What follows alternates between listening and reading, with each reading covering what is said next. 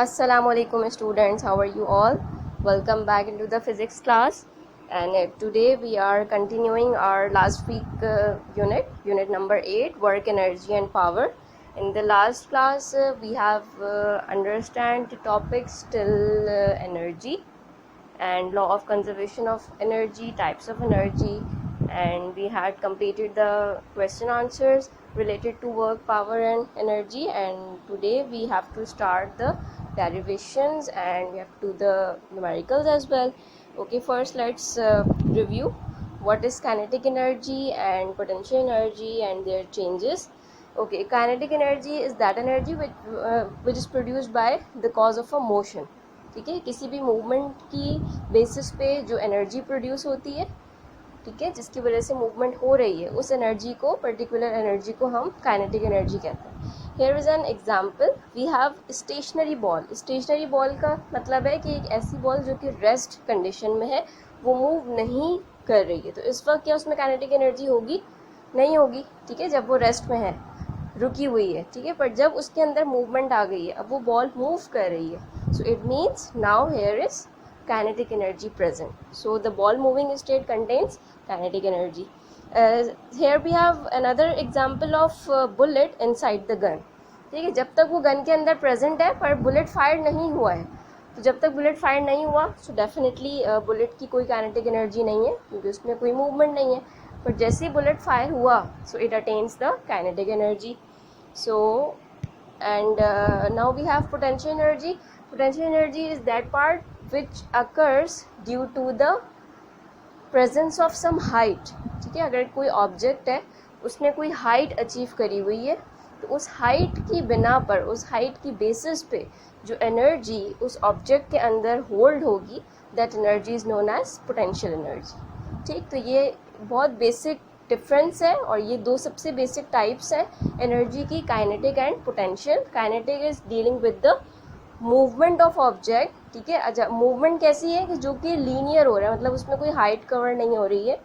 सही, वो एक पॉइंट से दूसरी पॉइंट पे मूव ज़रूर हो रहा है, डिस्प्लेस ज़रूर हो रहे हैं, पर उसमें कोई हाइट कवर नहीं हो रही. पर जब मूवमेंट के साथ हाइट का भी जिक्र आ रहा है, ठीक है, कोई ऑब्जेक्ट है जो कि किसी हाइट पर प्लेस्ड है, तो उस पर्टिकुलर हाइट पे उसके अंदर जो एनर्जी प्रेजेंट है that is potential energy.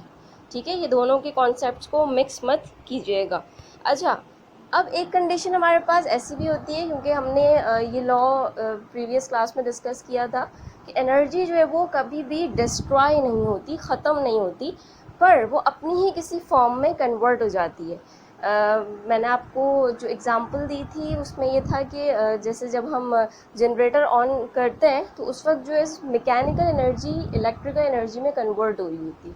Generator का बेसिक मैकेनिज़्म क्या है, प्रोसेस क्या है कि वो मैकेनिकल से इलेक्ट्रिकल एनर्जी डेवलप कर रहा होता है. तो क्या यहाँ पे एनर्जी डिस्ट्रॉय हो गई, ख़त्म हो गई? नहीं, वो किसी दूसरी फॉर्म में कन्वर्ट हो गई. इसी तरह से हमने बात करी थी इलेक्ट्रिक मोटर की, कि उसको जो हम इलेक्ट्रिसिटी प्रोवाइड करते हैं तो उसकी बेसिस पे वो अपना मैकेनिज़्म परफॉर्म करती है और अपना फिर मैकेनिकल वर्क स्टार्ट कर रही होती है. तो ऐसे केस में इलेक्ट्रिकल कन्वर्ट हो रही थी किसमें? मैकेनिकल एनर्जी में. पर इधर जो हमारे पास एग्जांपल है, here we can see potential energy and the conversion of it. ये देखिए, यहाँ पे एक गर्ल के हाथ में एक बॉल है और उस गर्ल ने एक सर्टन हाइट अचीव करी हुई है. ठीक है, पर जैसे ही उसने उस बॉल को ड्रॉप कर दिया, तो ये जो ड्रॉपिंग वाला पार्ट था ना, ठीक है, तो ये जो मूवमेंट अकर हो रही है, इस ड्रॉपिंग पार्ट में एनर्जी इंटरचेंज हो रही है, कन्वर्ट हो रही है. जैसे मैं आपको थोड़ा सा पॉइंट आउट करके बता देती हूँ. Just like here in this part. ठीक है, इस पूरे पार्ट में एनर्जी जो है वो कन्वर्जन स्टेट में है, मतलब वो अपनी किसी फाइनल स्टेट पे पहुँची नहीं है, वो इंटरमीडिएट स्टेज में है, बीच में कहीं प्रेजेंट है और वो कहीं कन्वर्ट हो रही है. मतलब ऐसे स्टेट में ना वो प्योरली हम उसको कह सकते हैं कि वो पोटेंशियल एनर्जी है और ना वो प्योरली काइनेटिक फॉर्म है. पर जब उसने जब बॉल जो है वो बिल्कुल अर्थ पर आकर ड्रॉप हो गई, ज़मीन पे आकर ड्रॉप हो गई, तो अब जो उसके अंदर एनर्जी प्रेजेंट होगी, वेट, एट दिस पॉइंट, इस पॉइंट पे अब जो उसके अंदर एनर्जी प्रेजेंट होगी दैट इज़ काइनेटिक एनर्जी. सही है, तो ये जो आपका पूरा जो उसकी हाइट कवरिंग है, हाइट कवरिंग स्टेज जो है वो आपका क्या होगा? कन्वर्जन हो रही है कि जब वो बॉल ड्रॉप हो रही है और जब वो ड्रॉप हो चुकी है, अब वो ग्राउंड पे मौजूद है, तो अब उसके अंदर डेफिनेटली पोटेंशियल एनर्जी प्रेजेंट नहीं होगी, पर वही सारी पोटेंशियल एनर्जी जो कि उसके अंदर स्टोर थी वो अब किस में कन्वर्ट हो गई है, वो अब काइनेटिक एनर्जी में कन्वर्ट हो गई है। ठीक है, so this is the conversion concept. अच्छा, ये जो इसका थोड़ा सा कॉन्सेप्ट हमने डिस्कस कर लिया था लास्ट क्लास में, पर मैं इसलिए आपको ओवरव्यू प्रोवाइड कर रही हूँ क्योंकि जो भी डेरिवेशंस हैं उसमें हमें इन कन्वर्जेंस का यूज़ है, इन कॉन्सेप्ट्स का यूज़ है। ठीक है, तो चलें डेरिवेशंस पे स्विच करते हैं। We have derivation number 1. We have to prove that kinetic energy is equals to 1/2 mv square. कि जो काइनेटिक एनर्जी है वो डिपेंड करती है मास पे और वेलोसिटी स्क्वायर, मतलब वेलोसिटी को ही वेलोसिटी से मल्टीप्लाई करें। यहाँ पे वेलोसिटी का जो कंटेंट है, जो उसकी क्वांटिटी है, वो ज़्यादा है as compare to the mass. ठीक है, और ये जो एक यहाँ पे एक नंबर प्रेजेंट है दैट इज़ 1/2। अब हमें ये देखना है कि ये चीज़ें डेफिनेटली सही भी हैं या नहीं। मैथमेटिकली हम इसको प्रूव करना चाह रहे हैं, तो ये प्रूव हो भी रहा है या नहीं। Let's start. ये चाहिए आपकी बुक में भी वैसे प्रेजेंट है। सॉरी, मैं यहाँ पे पेज नंबर मेंशन करना भूल गई हूँ। जो आपका काइनेटिक एनर्जी का टॉपिक होगा वहीं से ये आपकी डेरिवेशन पार्ट जो है वो स्टार्ट हो रहा है। Okay, the initial step, consider a body of mass m placed on a horizontal surface initially at rest. अच्छा स्टूडेंट्स, हॉरिजॉन्टल सरफेस का मतलब ये है कि जो आपकी सरफेस है वो बिल्कुल लीनियर है, मतलब उसमें कोई हाइट कवर नहीं हो रही। ठीक है, इसको थोड़ा पॉइंट आउट कर लेते हैं। Just like consider figure I think 8.3 it is. ठीक है, इसको आप देखो तो ये एक हॉरिजॉन्टल स्मूथ सरफेस है, सही है, और यहाँ पे कोई मतलब हाइट का कोई पार्ट नहीं है। अच्छा, अब जब भी हम कोई डेरिवेशन स्टार्ट करते हैं तो हम उसके लिए थोड़ी सी कंसिड्रेशन कर रहे होते हैं। कंसिड्रेशन में हम उन क्वांटिटीज़ को इंक्लूड करते हैं स्टूडेंट्स जिनके रिस्पॉन्डिंग से हमें आंसर चाहिए। जैसे अभी यहाँ पे हमें मतलब मास का हमें जो है वो काम है और वेलोसिटी का हमें काम है, तो हमें कुछ ऐसे फार्मूलाज को यूज़ करना है कि जिनको यूज़ करते हुए हम मास और वेलोसिटी को गैदर कर सकें। ठीक है, तो जो हमारी इनिशियल कंडीशंस जो हमने करी कि एक बॉडी कंसिडर कर ली जिसका जो इनिशियल मास था वो क्या था, m था। ठीक है, और उस बॉडी को हमने जो है वो प्लेस कर दिया किस पे, एक हॉरिजॉन्टल सरफेस पे, और वो बॉडी जो है वो इनिशियली कैसी कंडीशन में, रेस्ट में। रेस्ट का मतलब क्या है कि वो मूव नहीं कर रही। ये जिस पे मैंने सर्किल किया है ये हमारी रेस्ट कंडीशन है इस वक्त। ठीक है, अच्छा अब क्या है कि when a force is applied it covers the distance and it's final velocity becomes v। देखो, जब उसने स्टार्ट किया था, मतलब स्टार्ट पे वो बेसिकली रेस्ट कंडीशन में थी, तो उस कंडीशन में हमने वेलोसिटी को अज्यूम करना ही नहीं। रेस्ट है, रुकी हुई है, तो डेफिनेटली उसकी कोई स्पीड कवर ही नहीं हुई होगी। वेलोसिटी का मतलब होता है स्टूडेंट्स स्पीड। ठीक है, स्पीड ऐसी कि जिसकी कोई डायरेक्शन है। जैसे कि मैंने आपको प्रीवियस क्लास में समझाया था कि द कार इज़ मूविंग पर 330 मीटर पर second in the left direction. ठीक है, तो जब भी स्पीड के साथ डायरेक्शन मेंशन होती है तो ऐसी स्पीड को हम वेलोसिटी कहते हैं। ठीक है, तो यहाँ पे इसकी जो स्टार्टिंग प्लेस थी वो रेस्ट कंडीशन थी, सही है, तो यहाँ पे हमने इनिशियल वेलोसिटी को कंसिडर नहीं किया। पर वो कह रहे हैं कि जब उस पर्टिकुलर बॉडी के ऊपर, उस पर्टिकुलर ऑब्जेक्ट के ऊपर फोर्स अप्लाई हो गई है तो डेफिनेटली फोर्स अप्लाई करेंगे तो वो मूव होगी ना। तो मूव करते करते जो पॉइंट उसने अटेन किया वो पॉइंट ये है। ठीक है, और यानी कि इस पॉइंट को अटेन करने का मतलब ये है कि उसने इतना डिस्टेंस कवर कर लिया है ना। ये आप देखें कि यहाँ पे उन्होंने दो ऑब्जेक्ट्स के बीच में जो सेंटर लिखा हुआ है that is S. S means distance, कि उस बॉडी ने कितना डिस्टेंस कवर किया है। अच्छा स्टूडेंट्स, यहाँ पे कोई दो अलग अलग बॉडीज़ नहीं है, ये एक ही बॉडी है जिसको पहले उन्होंने रेस्ट कंडीशन में शो किया है और फिर उसी की मूवमेंट स्टेट शो करी है टू आइडेंटिफाई द डिस्टेंस। ठीक है, डिस्टेंस को फाइंड आउट करने के लिए। अच्छा, अब यहाँ पे कह रहे हैं कि फोर्स अप्लाई हो गई, डिस्टेंस अप्लाई हो गया, और डिस्टेंस के बाद जो उसने अब जो स्पीड कुछ अटेन कर ली होगी जिसकी वजह से वो यहाँ पे पहुँची है, this velocity is known as final velocity. कि अब वो फाइनली इस वेलोसिटी के तहत इस स्टेज पर आ गई है, उस वेलोसिटी को हमने कह दिया v। अच्छा, work done is covering the displacement s। और डेफिनेटली जब उसने कोई डिस्प्लेसमेंट कवर किया है और फोर्स अप्लाई हुई है तो हमें पता है कि फोर्स और डिस्प्लेसमेंट का जो कॉम्बिनेशन होता है उसको हम कहते हैं क्या, वर्क कहते हैं. So here you can see we used work is equals to Fs. ये स्टूडेंट्स ये इनिशियली कंसिड्रेशन आपकी ये है, ठीक है. फिर उसके बाद जो आपके रेस्ट ऑफ द स्टेप्स हैं वो आप बुक से एज इट इज़ फॉलो करोगे, कि मैंने आपको स्क्रीनशॉट यहाँ पे प्रोवाइड कर दिया है. अच्छा, तो ये तो हमारी इक्वेशन नंबर 1 आ गई, जिसमें हमने ये बताया कि जो फोर्स और डिस्प्लेसमेंट का कॉम्बिनेशन बना उसको हमने कह दिया कि भाई ये तो इक्वल होता था वर्क के, तो यहाँ पे वर्क का फार्मूला आ गया. से दिस इक्वेशन नंबर 1. अच्छा, but by second law of motion when a force acts on a body it produces an acceleration in the direction of force. कह रहे हैं कि अगर हम सेकेंड लॉ ऑफ मोशन की बात करें, स्टूडेंट्स शायद आप लोगों ने क्लास 8 में सेकेंड लॉ डिस्कस किया हो, पर मैं अभी आपको थोड़ा सा बस बता देती हूँ कि सेकेंड लॉ में ये है कि फोर्स जो है वो डिपेंड करती है मास पे और उसकी एक्सेलरेशन पे. अच्छा, एक्सेलरेशन का मतलब ये होता है कि जो हमारी वेलोसिटी है, वेलोसिटी में कितना चेंज आ रहा है, मीन्स के वेलोसिटी इंक्रीज़ हो रही है या फिर डिक्रीज़ हो रही है. So this is basically the acceleration. अभी आप सिर्फ बिल्कुल जनरल सा कॉन्सेप्ट लो, इंशाल्लाह जब हम इस चैप्टर पे मूव करेंगे मैं आपको एक्सेलरेशन का और तमाम चीज़ों का बहुत अच्छे से कॉन्सेप्ट बताऊंगी, ठीक है. अभी सिर्फ आपके जहन में इतना हो कि सेकंड लॉ में ये कहा गया था कि फोर्स जो है वो डिपेंड होती है किस पे, मास पे और एक्सेलरेशन पे. तो अब जब हमने सेकंड लॉ को यूज़ कर लिया तो यहाँ पे हमारे पास एक डिफरेंट कॉन्सेप्ट आ गया कि फोर्स बराबर है किसके, ma के. तो अब हम ये करें, and by using the equation of motion Vf square minus Vi square is equals to 2as. अच्छा, यहाँ पे मूवमेंट्स की कुछ इक्वेशंस होती हैं. फर्स्ट इक्वेशन होती है, सेकंड होती है, थर्ड होती है. तो इस डेरिवेशन में उन्होंने basically third equation of motion को यूज़ किया है.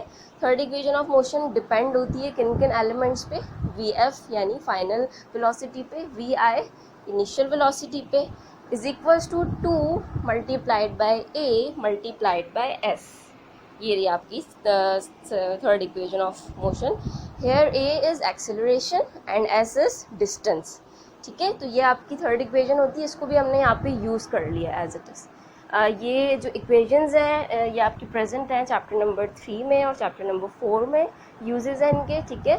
तो अभी फ़िलहाल आप इसको डायरेक्टली अप्लाई करोगे इन दिस डेरिवेशन, सही. अच्छा, अब यहाँ पे हमें बेसिकली करना ये, इस इक्वेशन को यूज़ करने का मतलब ये था कि हम अपने जो इनिशियली जो हमने कंडीशंस डिफ़ाइन की थी हम उनके तहत इन वैल्यूज़ को सब्स्टिट्यूट करें. देखिएगा यहाँ पे when Vi is equals to 0 कह रहे हैं कि अब हम कंसिडर कर लेते हैं कि Vi तो हमारी कितनी थी, 0 थी. 0 देखो स्टूडेंट, इसको इसलिए ले रहे हैं क्योंकि जो हमारी जो ऑब्जेक्ट था वो स्टार्ट हुआ था रेस्ट कंडीशन से, और रेस्ट कंडीशन का मतलब ये है कि उसमें वेलोसिटी नहीं थी. तो यहाँ पे इसलिए इनिशियल वेलोसिटी को हमने 0 कंसिडर कर ली. And Vf is equals to V. और अगर आप यहाँ पे नोट करो तो हमने फाइनल वेलोसिटी को अज्यूम किया था कि वो V के बराबर है. तो हमने यहाँ पे कह दिया कि भाई Vf किसके बराबर होगी, V के बराबर हो गई. So distance is equals to, अब कह रहे हैं कि ऐसे केस में हमें डिस्टेंस जो है वो फाइंड आउट करना पड़ेगा कि डिस्टेंस क्या है. तो जो गिवन वैल्यूज़ थी उसको हमने इस इक्वेशन में सब्स्टिट्यूट कर दिया. Vf square minus Vi square is equals to 2as में हमने क्या क्या चीज़ें सब्स्टिट्यूट करी, Vf की जगह पे सब्स्टिट्यूट कर दिया V, और Vi की जगह पे सब्स्टिट्यूट कर दिया क्या, 0 इज इक्वल्स टू 2as रह गया एज इट इज़. अब यहाँ से जब हमने डिस्टेंस के लिए जो इक्वेशन डिराइव करी वो बन गई हमारे पास V स्क्वायर अपॉन 2a, है ना. सिंपली बस जो -0 था वो ख़त्म हो गया और 2a वहाँ पे जाके मल्टीप्लाई था, तो जब उसको शिफ्ट कर देंगे तो वो डिवाइड में शिफ्ट हो जाएगा.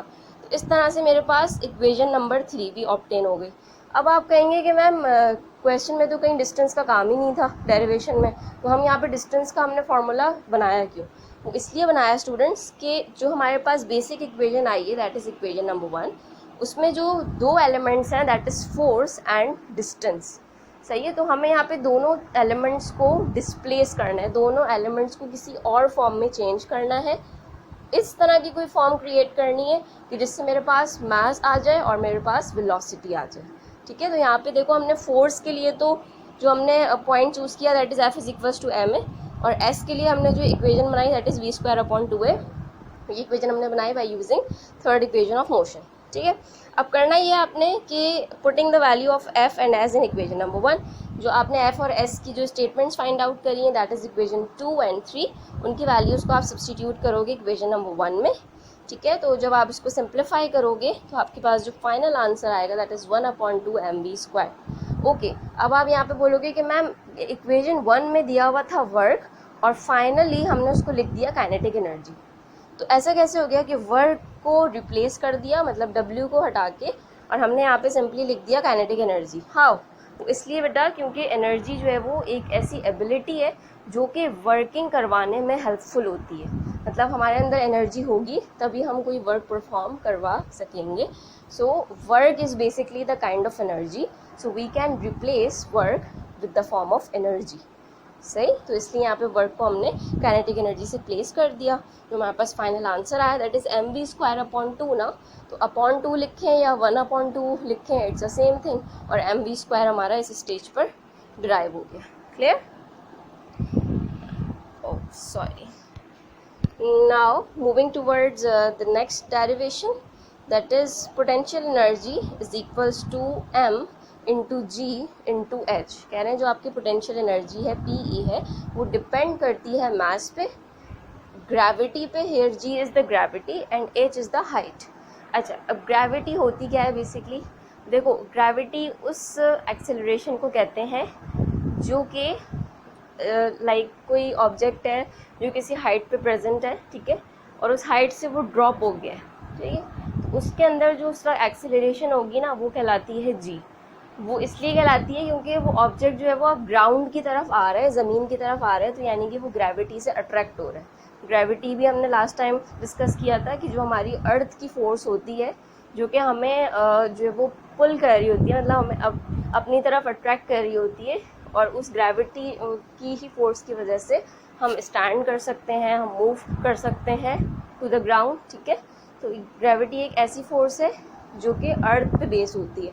तो जो भी ऑब्जेक्ट अर्थ के करीब आ रहे हैं तो डेफिनेटली वहाँ पे जो हमारे पास एक्सेलरेशन होती है जो कि किसी भी हाइट की वजह से कवर हो रही है, उसको हम सिंपल ए नहीं कहते, उसको हम कहते हैं जी, ठीक है। तो यहाँ पे आपने इतना याद वो रखना है कि जो जी है बेसिकली वो एक्सेलरेशन है, एक्सेलरेशन ड्यू टू ग्रेविटी।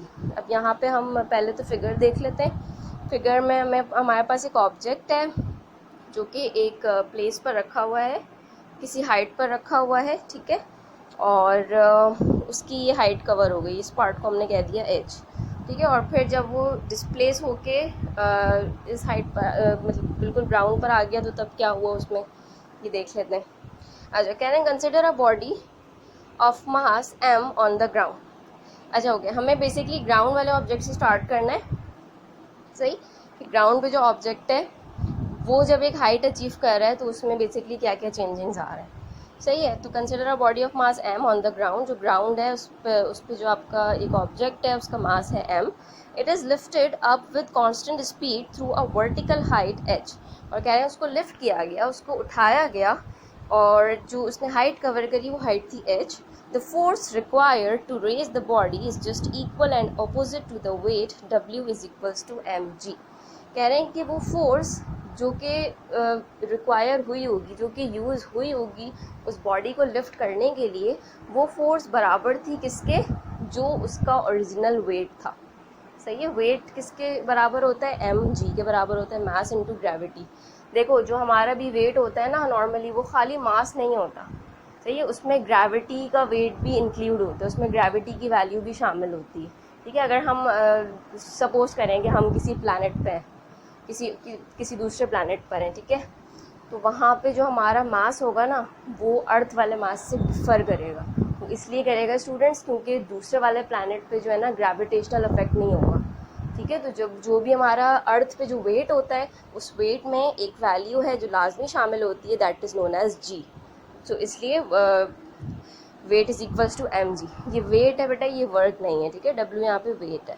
तो मैथमेटिकली हमें ये पता है कि जो हमारा वर्क डन होता है वो फोर्स और डिस्प्लेसमेंट पे बेस होता है, ठीक है। अच्छा, यहाँ पे फोर्स जो है वो कन्वर्ट हो रही है किसमें, वेट में, सही, क्योंकि अभी इनिशियल स्टेप में हमने ये बात करी कि जितनी भी फोर्स अप्लाई हुई वो उतनी ही थी कि जितना उसका वेट था। देखो, जो भी हैवी ऑब्जेक्ट होगा तो डेफिनेटली उसको हमें लिफ्ट करने के लिए ज़्यादा फोर्स अप्लाई करनी पड़ेगी, तो इसलिए हम इसको यहाँ पे कंसिडर कर रहे हैं कि हमारी उतनी ही फोर्स अप्लाई हुई जितना उस ऑब्जेक्ट का वेट था। So here we can say force is equals to weight. Again students, एक चीज़ जो क्लियर कर दूं कि डेरिवेशन में हमें कुछ चीज़ें सपोज करनी पड़ती हैं इनिशियली, ठीक है।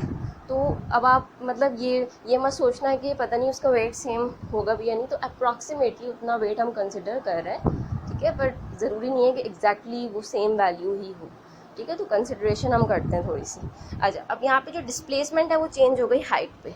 डिस्प्लेसमेंट मतलब कि डिस्टेंस कितना कवर हो रहा है। अब डेफिनेटली यहाँ पे तो वो अपलिफ्ट हो रहा है ना, ऊपर की तरफ जा रहा है, तो यहाँ पे तो एक हाइट अचीव हो रही है, तो उसका डिस्टेंस या डिस्प्लेसमेंट किसके बराबर है, हाइट के बराबर है। तो यहाँ पे फोर्स कन्वर्ट हो गया किस में, वेट में, और डिस्प्लेसमेंट कन्वर्ट हो गया हाइट में। तो जो हमारी इक्वेशन नंबर 1 थी उसमें फोर्स की जगह पर आ गया mg। ये देखिएगा, यहाँ से दिखा देती हूँ, फोर्स की जगह पर आ गया mg। वो इसलिए आया स्टूडेंट्स क्योंकि फोर्स को हमने कंसिडर किया कि वो इक्वल है किसके, w के, सही है, और w इटसेल्फ किसके इक्वल है, mg के। समझ आई? तो यहाँ पे इसलिए फोर्स किसके बराबर हो गई, mg के बराबर हो गई। और डिस्प्लेसमेंट को तो हमने पहले ही यहाँ पे अज्यूम कर लिया है कि वो किसके बराबर है, हाइट के बराबर है, तो उसको हमने कह दिया कि वो क्या आ गई, h आ गई। और वर्क डन होता है वो ही हमारी एनर्जी भी होती है, ठीक है। तो यहाँ पे work done is corresponding to the potential energy. Potential energy क्यों हुई, काइनेटिक क्यों नहीं हुई, क्योंकि यहाँ पे हाइट प्रेजेंट है, ऑब्जेक्ट जो है वो लिफ्ट हो रहा है। Clear? So that's why P is equals to mgh।